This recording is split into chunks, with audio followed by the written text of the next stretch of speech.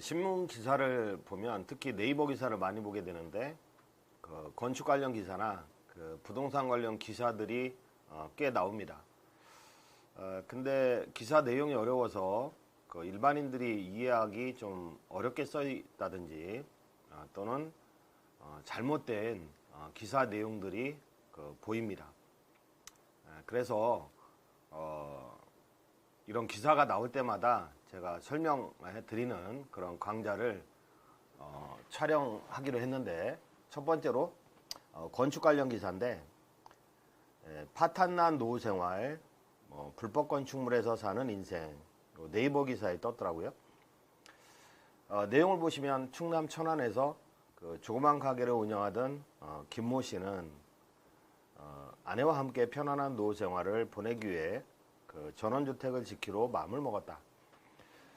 이렇게 전원주택에서 생활하는 게 희망인 분들이 많은데 집 짓다가 망가지는 경우가 많죠.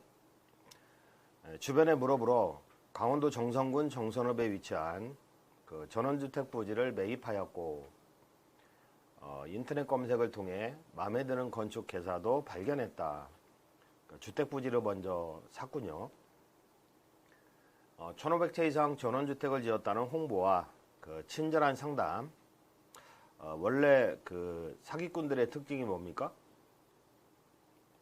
친절하죠. 가장 큰 특징은 친절하고 예의 바릅니다. 그리고 잘생겼고, 그 다음에 목소리가 힐링되는 목소리고, 이런 친구들 별로 안 좋아하는데, 사기꾼들 치고 사기꾼처럼 행동하진 않습니다. 정말로 인간적인 목소리 톤으로 상담하는데 조심하셔야 됩니다. 빠른 기일 내 집을 지어주겠다고 업체는 설명했다. 말은 그렇죠. 전부 거짓말이다. 보통 부실회사의 업력을 이어 받는 거죠. 그 업력이 쌓이는 거죠. 그게 마치 자기 업력인 양 홍보하는 경향에 있습니다. 건설업 양수들을 통해서.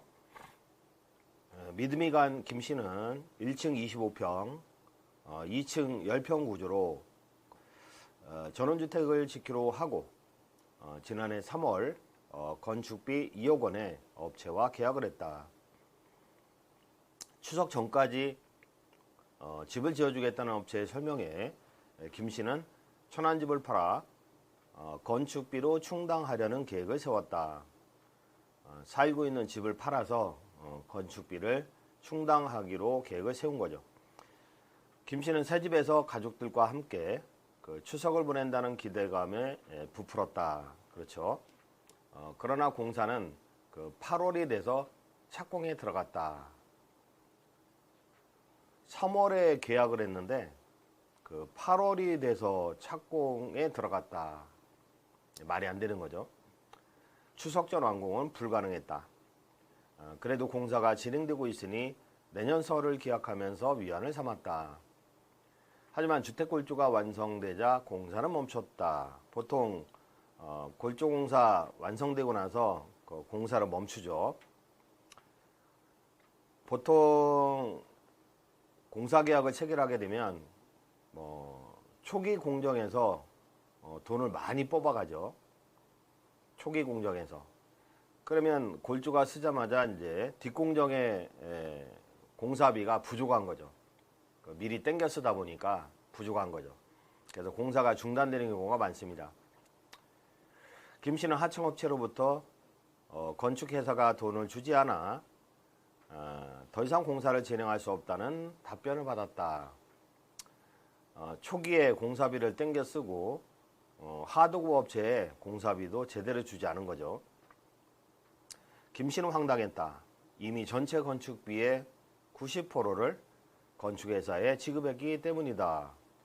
보통 골조가 완성되면 20% 공정률로 보거든요. 20% 미만의 공정률로 보는데 돈은 90% 이상 나갔다는 거죠. 도급계약을 해지하고 오바지급된 돈을 돌려달라 했을 때 돌려주지 않겠죠. 그러니까 계속 끌려다닙니다. 제발 공사 좀 해주세요. 공사는 수개월째 방치됐고 건축비 마련을 위해 집을 판 김 씨는 천안집을 팔았다고 했죠. 6개월간 펜션에서 살아야 했다. 그래서 기성률을 평가를 정확히 해야 되겠죠. 그러니까 20% 미만이구나. 그러면 공사대금 2억 원에서 20% 미만이면 4천만 원 이상 지불하면 안 됩니다. 근데 4천만 원 이상 지불하면 안 되는데 1억 8천이 나갔다는 거죠. 방법이 없는 거죠. 돌려주지도 않고. 그래서 기성률 평가를 정확히 한 후에 그 미만으로 지불해야 합니다. 빨간 글씨는 제가 써놓은 거고 까만 글씨는 기사 내용입니다. 주변에서 돈을 끌어다가 기존 하청업체에 주고 어렵게 나머지 공사를 마무리한 김 씨는 공사비를 추가로 마련한 거죠. 그래서 준공 허가도 받지 못한 채 그 미완성인 그 새 집으로 들어가서 사는 거죠. 김 씨는 돈은 돈대로 날리고 고생은 고생대로 하며 그 준공 허가도 득하지 못한 불법 건축물에 사는 신세가 된 겁니다. 김 씨는 CBS 노컷 뉴스와 통화에서 준공은 안 됐지만 고절 곳이 없어서 어쩔 수 없이 이곳으로 들어와야 했다. 나이 먹고 아내와 편히 지내려는 노후 생활은 파탄이 났다고 한탄했다. 이러한 기사 내용입니다.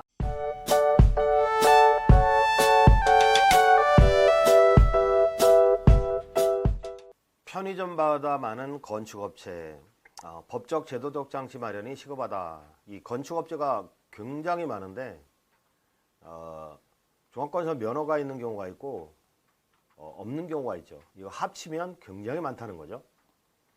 건설업 면허가 없이 공사를 할 수 있는 경우가 있는데 공사 연면적 200제곱미터를 초과하지 않으면 초과하면 종건 면허가 있어야 되고 초과하지 않으면 일반 건설업체도 시공이 가능하죠. 이처럼 일부 건축회사의 허위 과장 광고를 통해 건축 피해가 잇따르고 있는 가운데 건축 소비자 피해 예방을 위한 법적, 제도적 장치를 마련해야 한다는 목소리가 높아지고 있다. 개정된 건축법에 따라 2018년 6월 27일부터 연면적 200제곱미터를 초과하는 그러니까 60평을 초과하는 모든 건축물은 종합건설 면허를 가진 업체를 통해서만 건축이 가능하다. 이렇게 법령 개정이 있었죠. 근데 지금 뭐 2020년인데 지금의 현실은 뭐냐? 종합건설 면허를 가진 업체가 직접 공사를 하는 경우도 있겠지만 상당수의 경우는 면허를 대여받은 자가 종합건설 이름으로 공사를 수주하는 경우가 저는 감히 90% 이상이다. 이렇게 말씀을 드리고 싶습니다. 이 면허를 대여받은 자, 그 부실한 사람들인 경우가 많죠. 사기꾼들.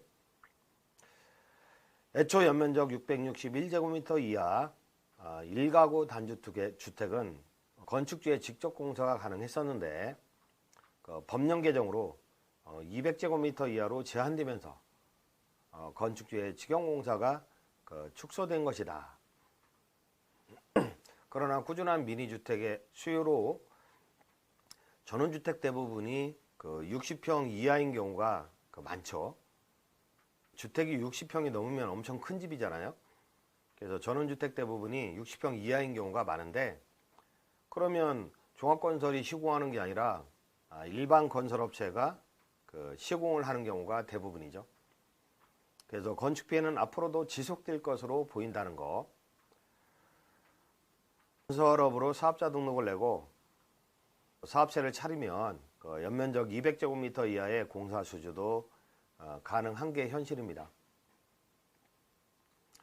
그렇다고 전부 종합건설이 지어야 된다 하고 법을 바꿔봤자 종합건설은 남는 현장이 아니기 때문에 수주를 안 하려고 하고 이거를 대여받은 자가 수주하는 그런 현상이 생기겠죠. 국회 교통위원회 간사 윤관석 의원은 국내에서 편의점보다 많은 것이 건설업체라며 부실 건축업체가 시장에 진입하지 못하도록 하는 것이 최선이지만 소규모 건축에 대한 법적 장치를 마련하는 것은 쉽지 않다고 밝혔다. 쉽지 않습니다. 이어 건축 피해는 건축 공정을 모르는 건축주가 대금을 더 많이 지급해 발생하는 것이 대부분이라며 지역의 건축사가 사회적 활동으로 저렴한 비용을 받고 관리해주는 제도를 마련하는 것이 바람직하다고 덧붙였다. 건축사가 건축 공정을 알까요? 지역의 건축사는 안타깝게도 설계는 잘할지 몰라도 이것도 저는 의구심이 있지만 이 건축의 세계, 양아치 세계를 모른다는 거죠. 그래서 이 말은 일부만 맞는 얘기고 타당한 얘기는 아닙니다. 건축사를 너무 신뢰하면 안 됩니다. 제 개인적인 생각이고 건축 박람회가 부실업체의 영업수단으로 이용되고 있다는 질문에는 전적으로 동의합니다. 윤의원은 국토교통부를 비롯해 LH공사, 서울시 등 많은 공공기관들이 후원사로 참여하는 건축박람회 참가한 곳은 보증된 업체라고 생각하는 것이 당연하다고 말했다. 보증된 업체가 아니죠. 정말로 바쁜 업체들은요, 고객들 상담할 시간도 없고 일하기 바빠서 건축박람회에 참가할 틈도 없습니다. 일거리 없는, 할 일이 없는 사기꾼들이 많이 참가하죠. 이어 건축박람회에 참가하는 건축업체 한 곳이라도 사기가 적발되면 해당 박람회는 영원히 정부 공공기관의 후원 명칭을 사용 못하도록 한다면 현실성이 없는 얘기죠. 주최 측도 자정 노력을 기울일 것이라며 국토부가 연초에 발표할 수 있도록 박람회 후원 명칭 사용 제한을 건의하겠다고 약속했다. 자정 노력을 벌이면 건축박람회는 개최될 수가 없겠죠. 사기꾼들은 안 받겠다. 그래서 업체 실사를 한다고요. 실사를 할 인력과 자금도 없고 박람회 주최 측은, 그리고 제대로 된 업체들은 이런 데 참가하지도 않습니다. 부실한 것들 모아서 박람회를 하는 경우가 대부분이다. 저는 개인적인 생각입니다.